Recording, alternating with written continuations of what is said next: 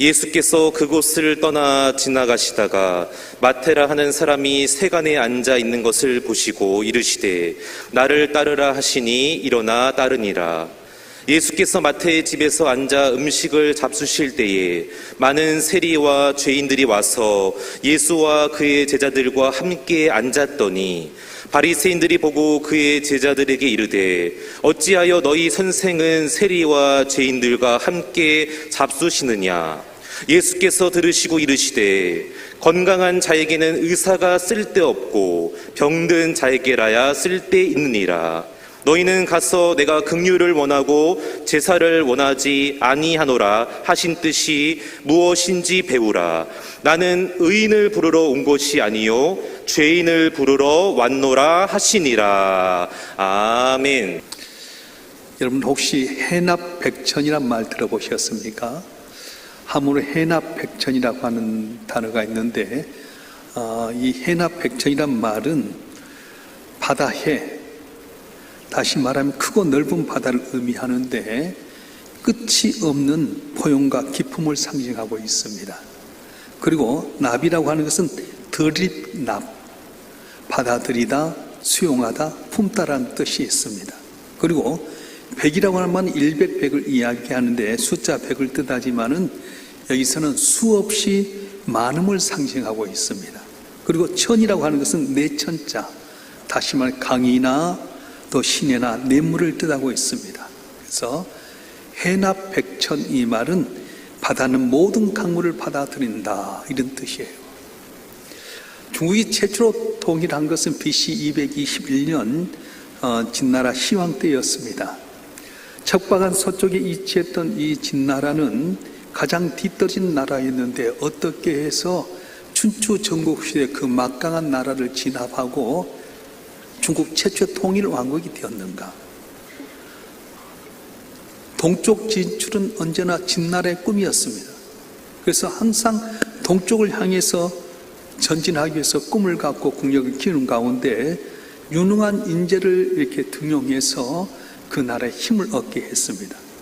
천하의 패권을 다루고 있던 춘추 전국 시대에 강자로 등장했던 이 진나라는 부강한 나라를 이루기 위해서 여러 나라에서 인재를 끄집어 모았습니다. 그리고 척박한 땅을 개척하기 위해서 이웃 한 나라에서 정국이라고 하는 이 토목 기술자를 초청해서 국토 이곳저곳을 연결한 수로 공사를 벌이게 됐습니다. 그런데 진나라의 신하들이 보니까 이 정국이라고 하는 사람이 수로 공사를 하는데 뭔가 좀 미심쩍은 모습이 보였어요.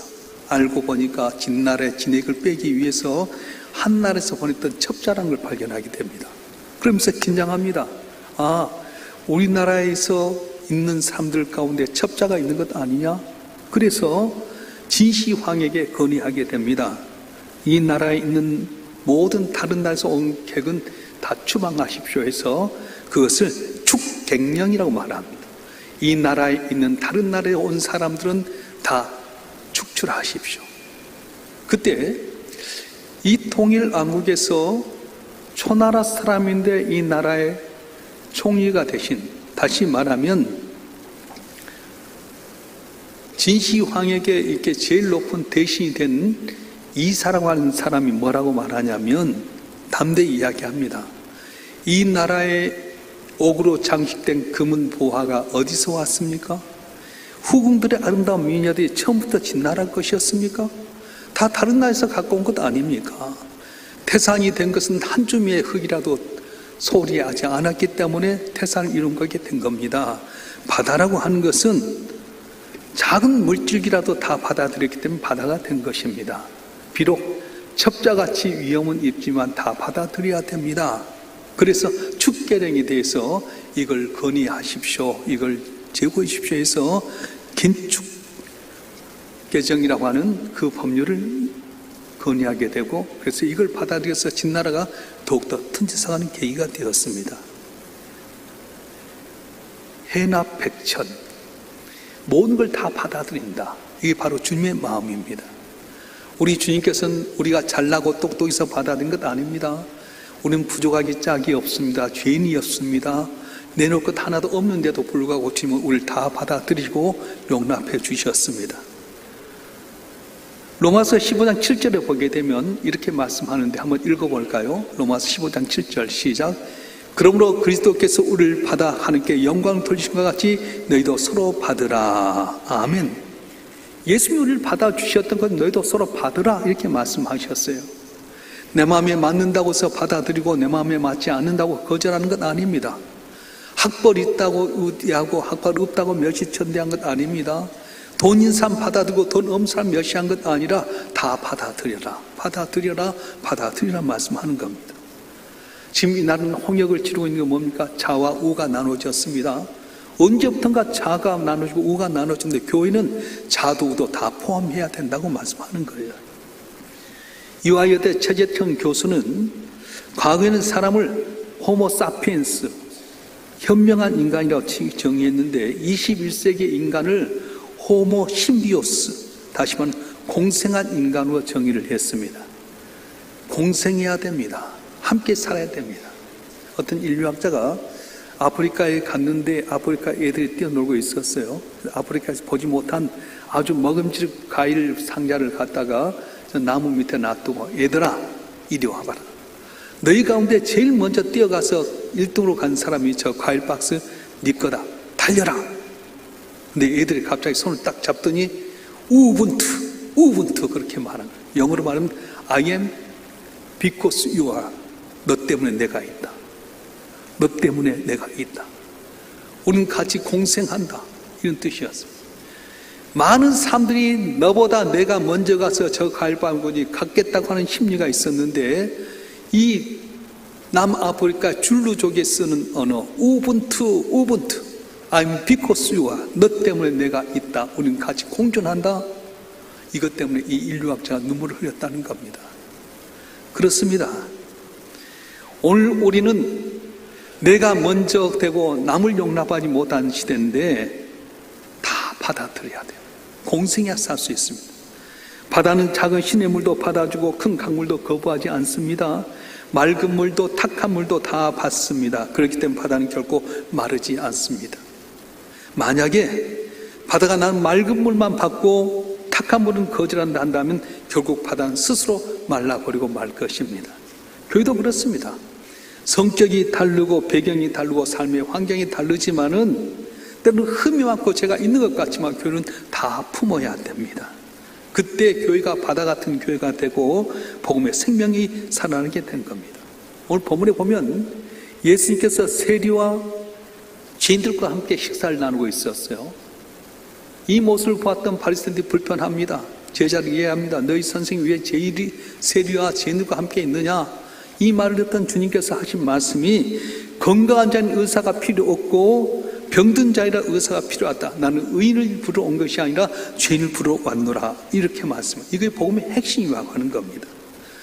성경 전체를 보면 하나님께는 닫힌 공동체가 아니라 열린 공동체를 원하셨습니다. 그래서 아브라함에게 복을 줄 때도 창세기 12장 3절에 보게 되면 너는 복이 될지라 땅의 모든 족속이 너로 말미암아 복을 얻을 것이라 말씀했습니다. 네가 복이 될 텐데 유대인만 너를 통해 복 받는 것이 아니라 모든 족속이 모든 사람이 너를 통해서 복을 받게 할 거라고 말씀하셨어요. 그렇습니다. 모두가 다 복 받길 원하십니다. 예수님도 제자를 부를 때 어떤 사람 불렀습니까? 돈 있고 힘 있고 잘 배운 사람이 아니었습니다. 어부였고 세리였고 열심 당원들이었습니다. 조건도 다르고 환경도 다르고 성격도 다른 사람들이지만 그들을 모아가지고 그래서 그들을 세계 복음화를 위해서 모든 능력을 주셨던 겁니다. 사도 바울도 복음이 유대인만 전화된 것이 아니라 바로 이방인에게도 복음이 전화된다고 생각하면 복음 전파했어요. 갈라디아서 3장 28절 말씀 한번 읽어볼까요? 갈라디아서 3장 28절 시작. 너희는 유대인이나 헬라인이나 종이나 자유나 남자나 여자나 다 그리스도 예수 안에서 하나이니라. 아멘. 그렇습니다. 유대인이나 헬라인이나 종이나 자유나 남자나 여자나 다 그리스도 예수 안에 하나다 말씀하셨어요.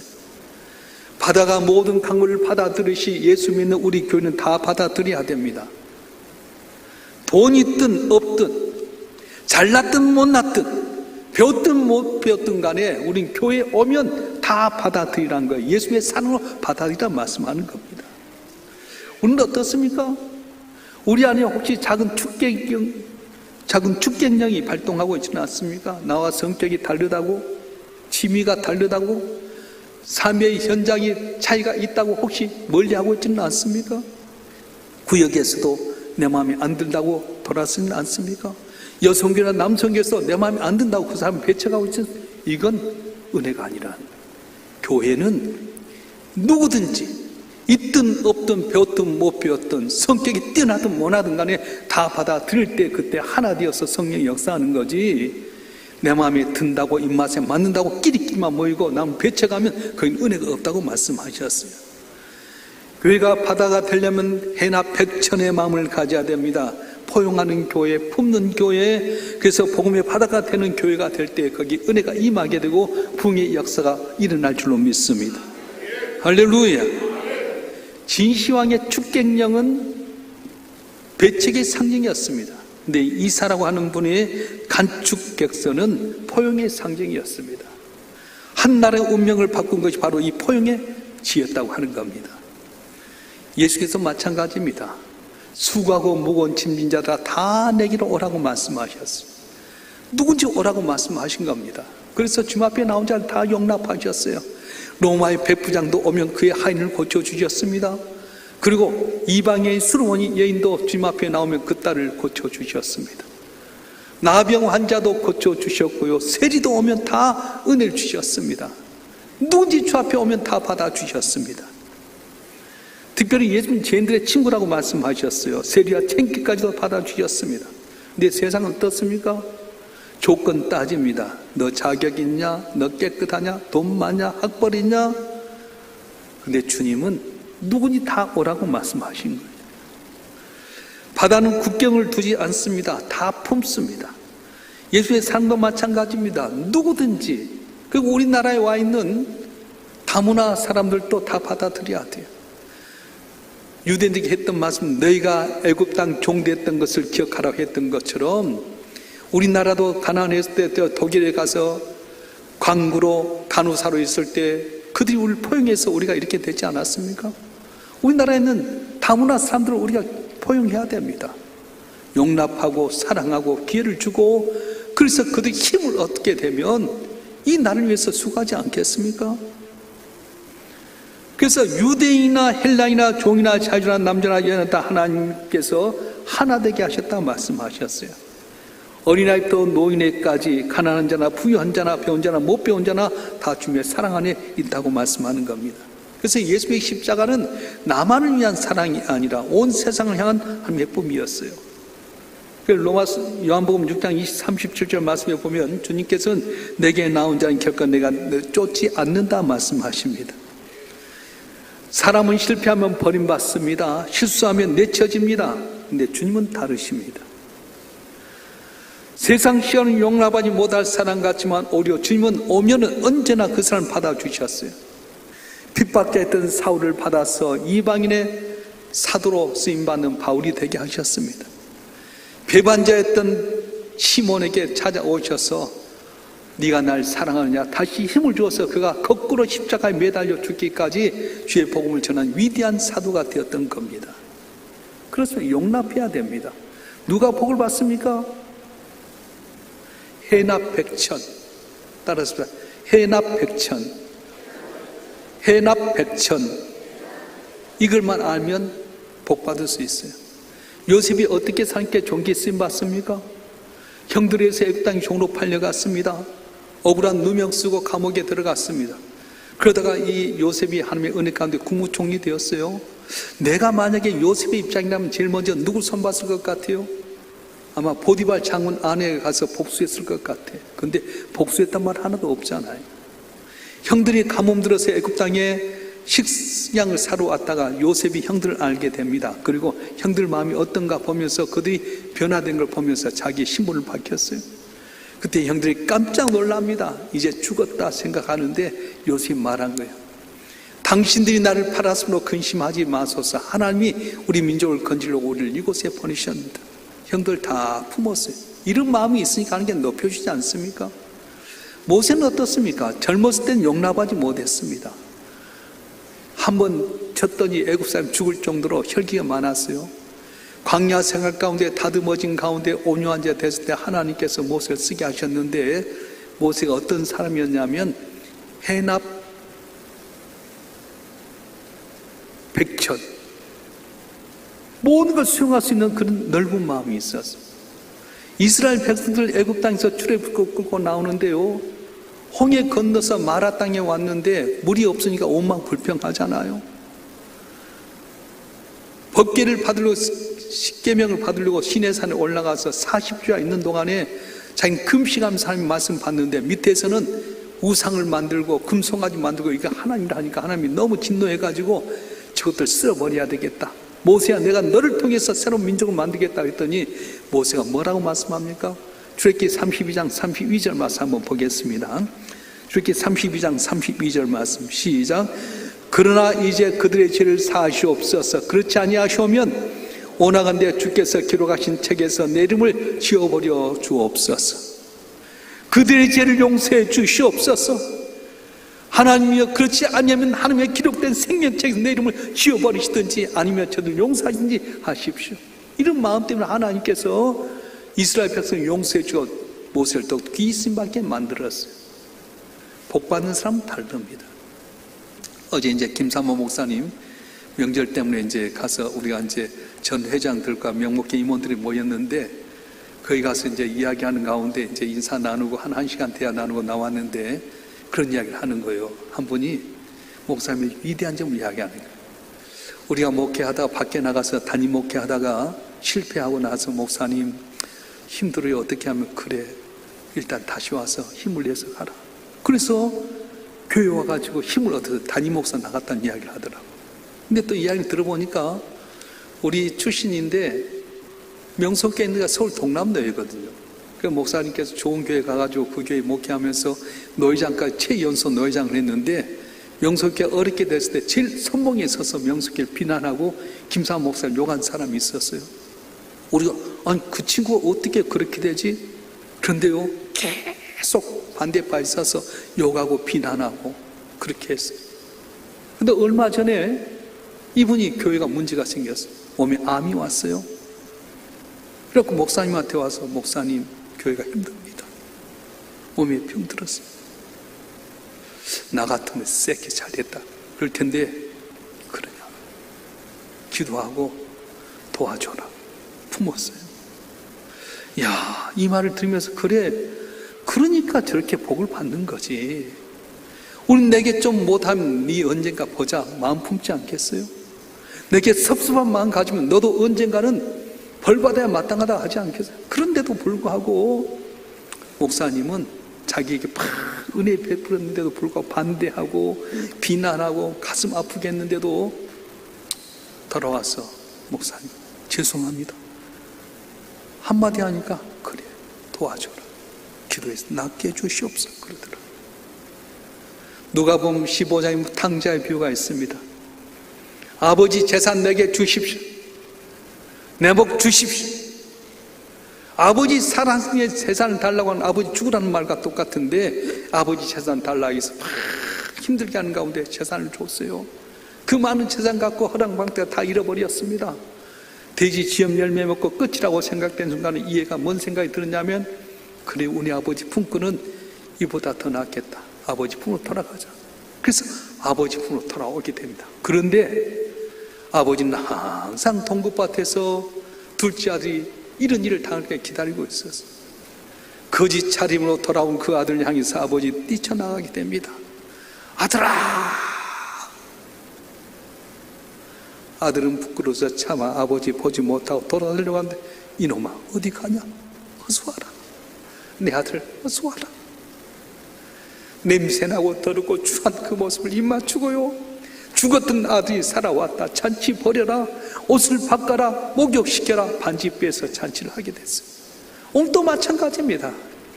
우리가 주님 앞에 잘못하고 실수하고 죄를 지었을지라도 돌아오기만 하면, 주 앞에 오기만 하면 해나 백천의 마음을 갖고 계신 주님께서는 다 용납하시고 사랑한다고 말씀해 주셨어요. 혹시 여러분 가운데 내 인생이 왜 이렇게 잘못된가 돌이켜보니 순종하지 못한 거 있습니까?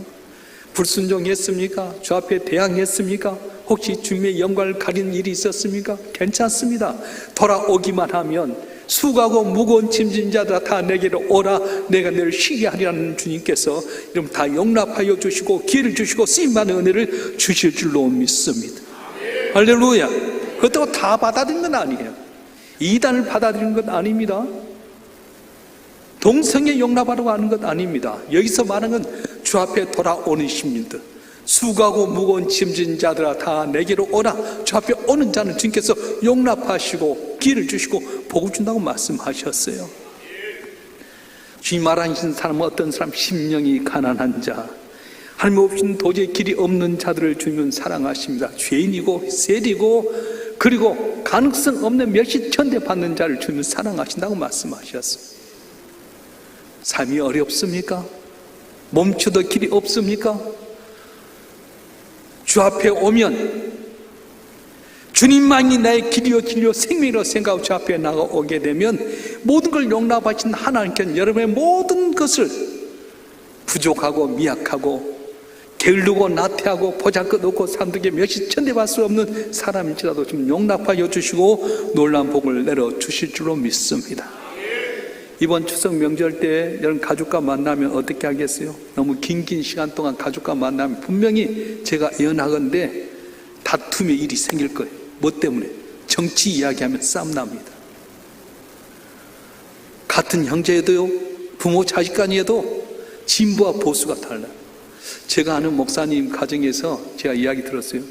아버지도 목사고 아들도 목사인데 아버지는 보수야, 아들은 진보야. 다투갖고 아버지가 다시는 이 새끼 오지 말아라. 뭐 아버지 목사고 아들 목사가 뭐 보수고 진보예요? 그 싸울 일 있어요? 우린 예수만 자랑해야지. 아멘 안 하는 사람 어떤 사람? 예수만 자랑해야지. 교회는 예수만 바라보는 거예요. 만약에 아버지가 맨날 보수로 이야기하면 고개 끄덕끄덕해요. 그리고 한 귀로 흘러. 아들이 진보로 막 이야기하면 그래, 그랬을 때 고기만 끄덕끄덕 하세요. 인정해 주세요. 그래, 네 생각도 그럴듯하다. 여러분 설득하려면 그때부터 갈라집니다. 그냥 용납해 주세요. 그리고 감동을 주세요. 만나면 그래, 수고했다. 여러 가지 이야기할 때도 여러분 가족끼리 만나 돈 내는 문제, 부모 모신 문제 할 때도 여러분 먼저 섬기도록 하세요. 내가 좀 더 낼게. 지금 돈 몇 푼 아무것도 아니야. 하나님 주시면 억만금도 줄 수 있는데 돌이켜보면 그때 좀 몇 푼 아끼다가 서로 상처받을 때 얼마나 많습니까? 이번 명절 때는 서로 만나면 이런 먼저 내세요. 다 눈치 보고 누가 돈 내나 할 때 내가 먼저 낼게. 먼저 내세요. 지내보면요 그런 자에게 복이 있는 거예요. 제가 이렇게 주변의 상황들을 보면 다 그렇더라고요. 이번 명절을 만나면 제일 먼저 하나님의 은혜를 생각하세요. 아, 러시아와 우크라이나 전쟁으로 죽는 사람들 많이 있고 피폐된 그 나라에 비교하면 우리는 얼마나 잘 사는가? 이스라엘과 하마스 전쟁 통해서 많은 사람이 피를 흘려 죽게 되고 내일 알지 못하는 상황 가운데 이 나라는 북녘 땅에 호시탐탐 노린데도 불구하고 이렇게 잘 사는 것 너무 감사하지 않아요? 나가보세요. 얼마나 우리가 잘 사는지 몰라요. 이렇게 되니까 우리가 노리겠습니까? 하나님의 은혜입니다. 그래서 여러분 우상 섬기기보다는 하나님께 예배 드리고요, 하나님의 은혜입니다. 하나님께 우리를 받아주셨습니다. 감사합니다. 그렇게 먼저 예배하고 하나님께 영광 돌렸으면 좋겠어요. 그리고 형제간에 또 사람 만나는 삶 가운데 해납 백천, 모든 바다는 강의 모든 걸 똥물이든 쓰레기물이든 다 받아들이면 깨끗해지게 된 거예요. 따라서 해봅시다. 해납 백천, 해납 백천. 바다는 모든 강물을 다 받아들인다. 이번 명절 가운데 여러분이 해납 백천의 마음, 주의 마음을 갖고 섬길 때 우리 교회가 등이 서가게 될 거고 여러분 가정도 평안한 은혜가 넘칠 줄로 믿습니다. 기도하겠습니다.